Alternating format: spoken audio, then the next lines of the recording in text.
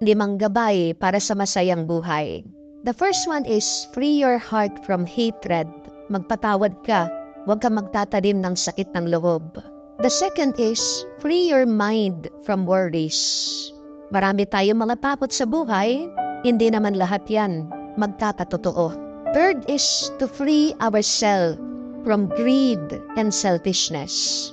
Matuto tayong makontento sa buhay, matuto tayong magbigay, dahil mas nakaka-bless ang taong mapagbigay.